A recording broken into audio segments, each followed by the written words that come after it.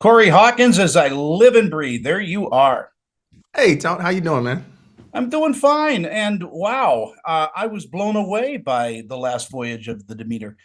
Good. They took a paragraph out of the Bram Stoker novel and they made it into a beautiful horror film. Oh, wow. Thank you. That means a lot. I appreciate that. Was there a heavy audition for your role? No, I just got a call from the higher ups, and they said, "Do you want to come play on this ship in the Mediterranean and in Berlin for a little bit?" And I said, "Absolutely, let's go." Yeah, when you get those calls, you go, "How much do I have to pay you for this?" Exactly. Like sometimes I'm like, huh? And also, the character is British, so especially as a Black American actor, we're not always. Sometimes you have to fight a little bit and get your Yeah. elbows out for those roles. So I'm grateful that they, just they were fans and I was a fan of them as well. And like going back to Universal and working again, and then Amblin and working with Andre after hearing his vision for the movie, I was like, well, I'm definitely in. Do you enjoy the horror genre? I love it. I'm a horror nerd, Mm. but I never saw myself actually like being a part of a horror film. Mainly because sometimes I just think they're really hard to do.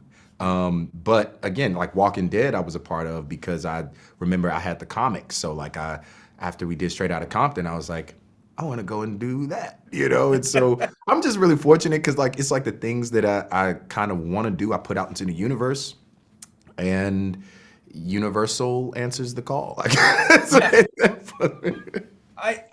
I love the fact that your character has that little wisp of humor running through what he's doing too. It's just a wonderful character.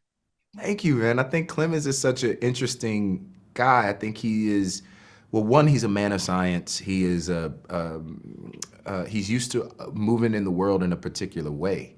And, it's the 1890s, it's the turn of the century. He grew up on boats. Yeah. But he's also a Cambridge educated black man and doctor. And the research and going back and doing the research about that and knowing that these men existed and went to school and studied at this time. Yeah. It was just fascinating to me. And I thought, wow. And also, there's no way you move through this world without having a bit of that wry sort of humor about yourself because you have to in order to survive. And then he also has to change by the end of the film, or he may not survive. And so that was the cool part of bringing Clemens to life on this journey. Was it a claustrophobic shoot? I mean, you're trapped on a boat, basically.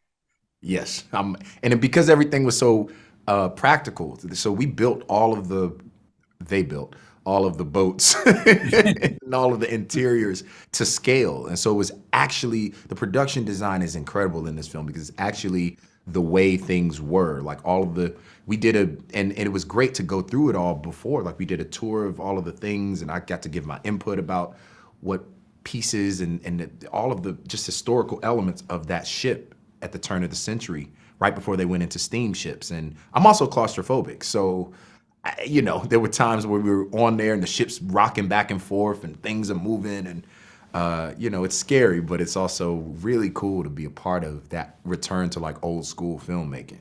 Yeah, it blew me away. Like I said, thank you so much for your time this morning.